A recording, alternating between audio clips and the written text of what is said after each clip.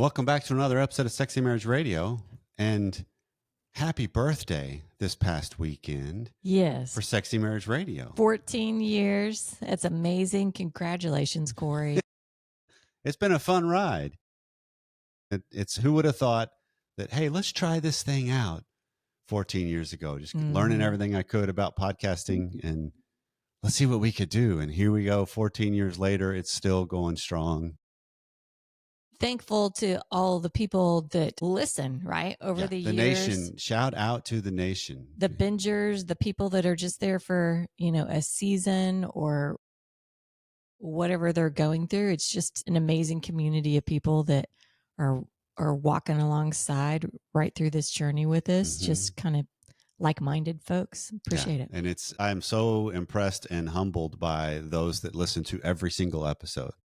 That maybe have found us recently, but have gone back through, or I know there's a few that found us real early and they're still around as part of the nation regularly and staying in touch, staying engaged. And so that's so much fun, and honored and humbled that we continually get an opportunity to be invited into marriages and lives and people, and we're a trusted source, and we don't take that lightly. And this is one of those things that's so much fun to do.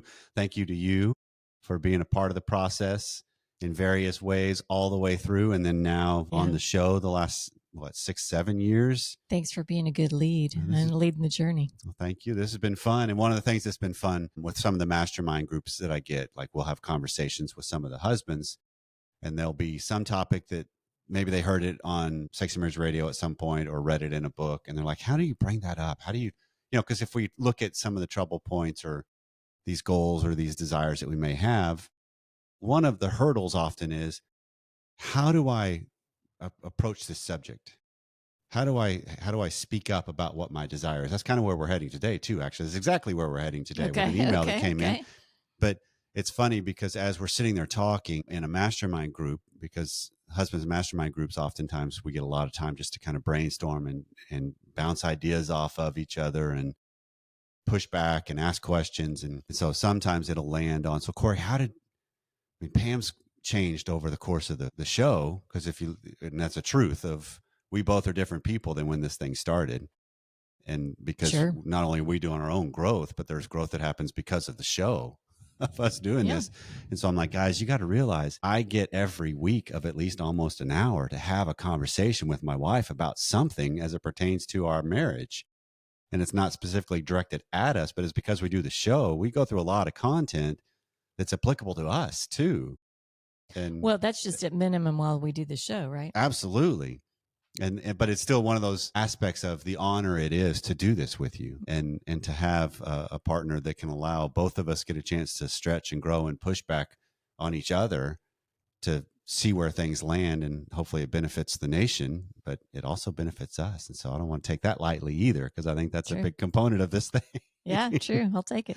Well, today we're doing an email that came in, and we're going to do part of it in the regular version, and then in the extended content, we're going to do a deep dive into what can he do, because this is from a husband. And so husband that emailed us in, I'll send you the link. So if you're not a member of the Academy, I'll get you the full show. Get the whole show. Right. Because we're not going to answer a question from a specific listener and then, well, you got to join to hear what we said. I'm not doing that to you.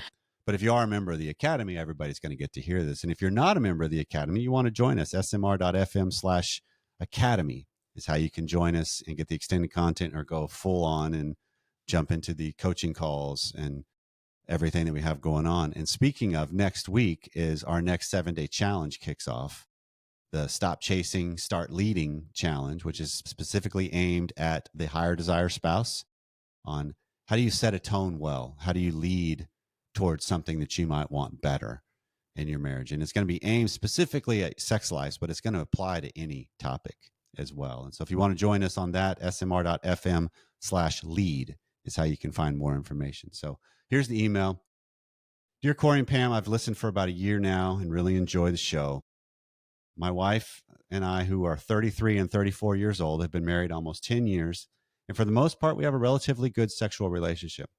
But over the years, I felt like I've fallen into a routine, more so that she would give me a hand job that would get me hard and aroused. And once I'm hard, she's ready for sex.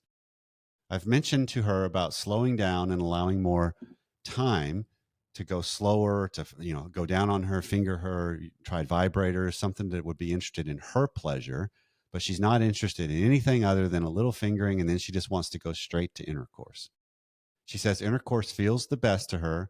And so I understand that. But ultimately, my feelings are we've been married for almost 10 years and she's never had an orgasm. Also, once intercourse is started, I'm lasting about 5 to 10 minutes on average and would like sex to last longer. I think it would with more foreplay. We've discussed this with no real resolution. So I want to know what's your opinion on this? Should I feel good that I have a wife who wants to get right to it? Or even though she doesn't care for foreplay, should I keep pushing her to try it? Thanks. So this is a dynamic that's an interesting one, but it's also a very common one. Is it common that after 10 years, the wife had never orgasmed? No, I mean the dynamic of what I want is not the same thing as what you want. Gotcha. And I want what's more comfortable or exciting or invigorating to me, and you want what's more comfortable or known or invigorating and reliable to you. Yeah. And so there's several different dynamics that happen with this. And it's first to realize two truths can exist side by side. What she wants is valid. What he wants is valid. And we have to realize that, because a lot of times I think our field of marriage therapy and mental health thinks that we got to find a resolution. We got to compromise. Rather than wait, we need to reframe this a little bit to see it as, wait, these can both exist and they're just different types of pressure. That's the dynamic of what is going to happen in the container of marriage. I'm curious how she's how satisfied she would say she is with the sex life. Yeah, I mean that's one question that comes to mind right off the bat of what is it it's more comfortable for her, is his wording. But this is what's more comfortable to me. And so then you start asking better questions of what exactly does that mean, and what's the motivation of that, what's underneath that. Because another truism to realize is that long-term marriages, when we have different dynamics like this, we drift into efficient habits. I think that those two words together are perfect. Efficient Yeah, and habits. because I get something done that I think is a need or a priority or even a want, and it becomes a habitual way because it's the most reliable way to make it happen. Yeah. Yeah. I'm projecting myself onto what I'm thinking of, what's going on in her brain, and just thinking of the to-do list.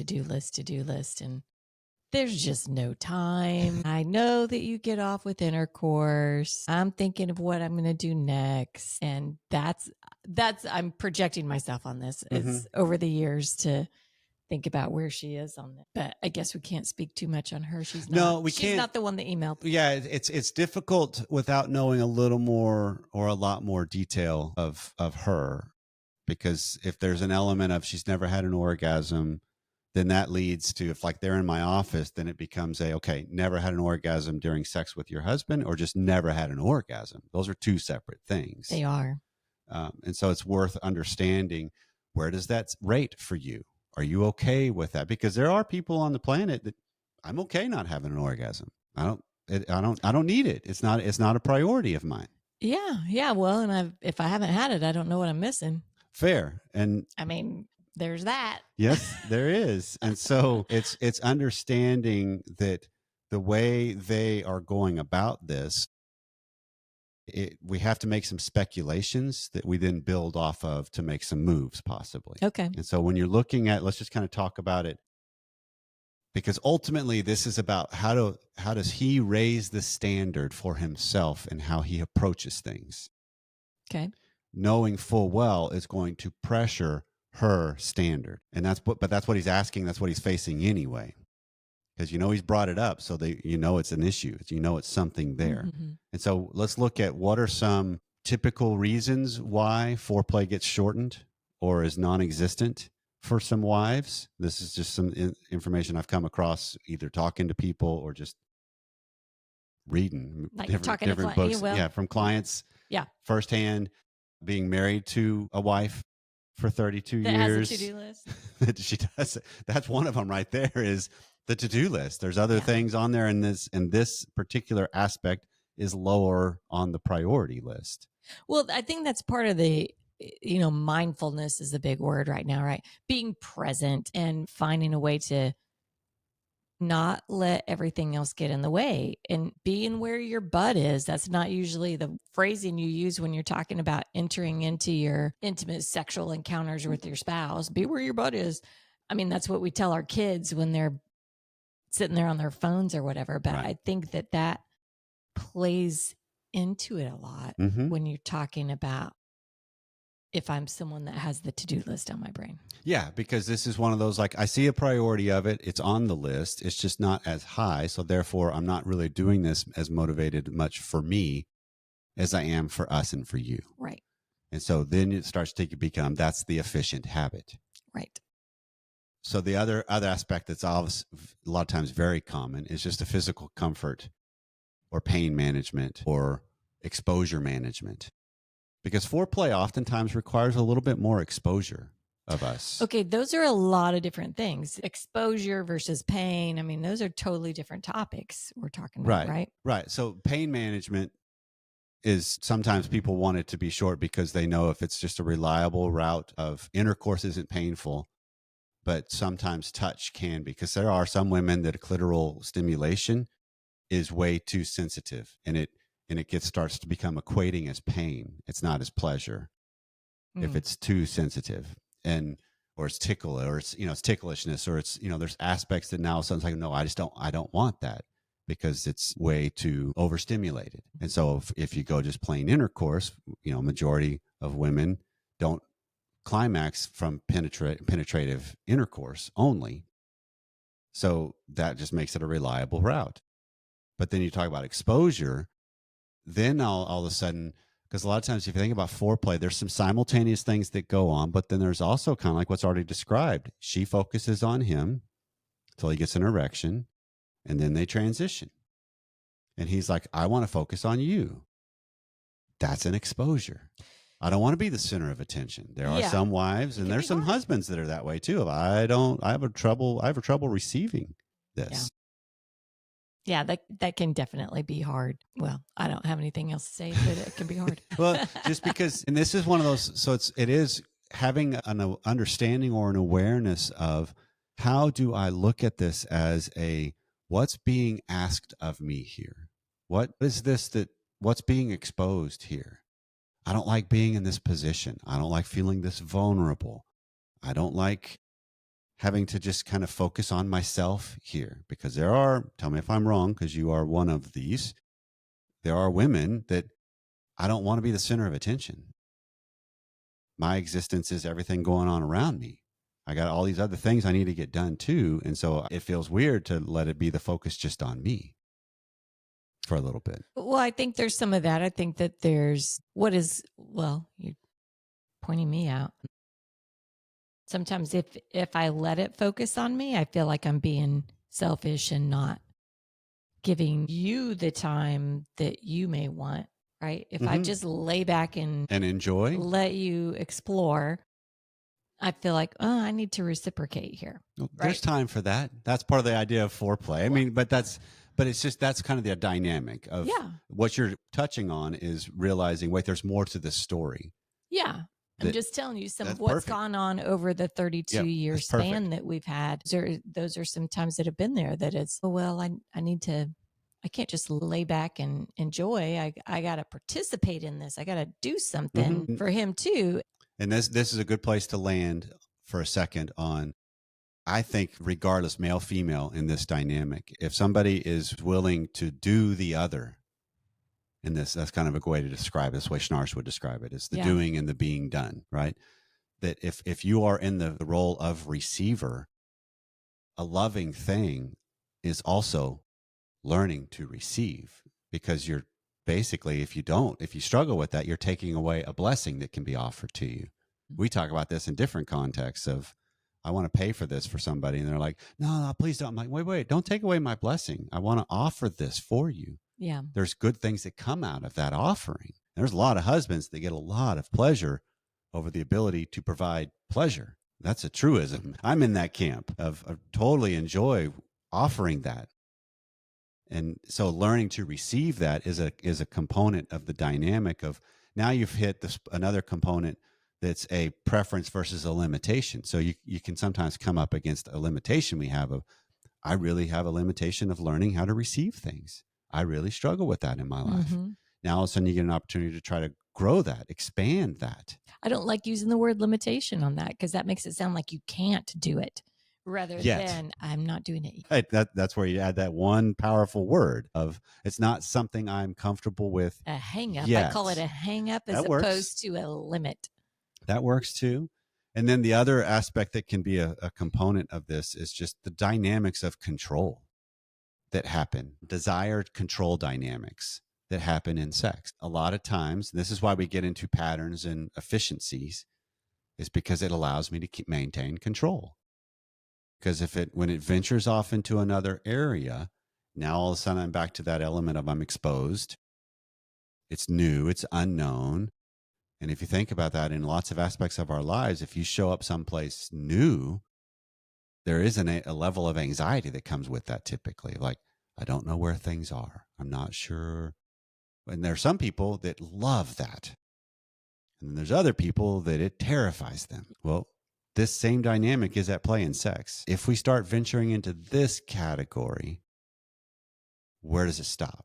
How does it end? What happens? Will this happen? Could this happen? And now all of a sudden you're off to the races. Yeah. And so a lot of times this idea of, how do I make things tolerable in my window of tolerance? That's why I revert back to what's reliable. And so it's just realizing there's this dynamic, because again, this is as Schnarch talks about, whoever is the lower desire oftentimes controls it, right? I have a lower tolerance of things, so I oftentimes control it. Yeah, because we're just going to have intimacy to whatever level I can handle it. Mm-hmm, which is a truism of, every single marriage has sex up to the level of anxiety they can tolerate. That's how we become routine pattern creatures.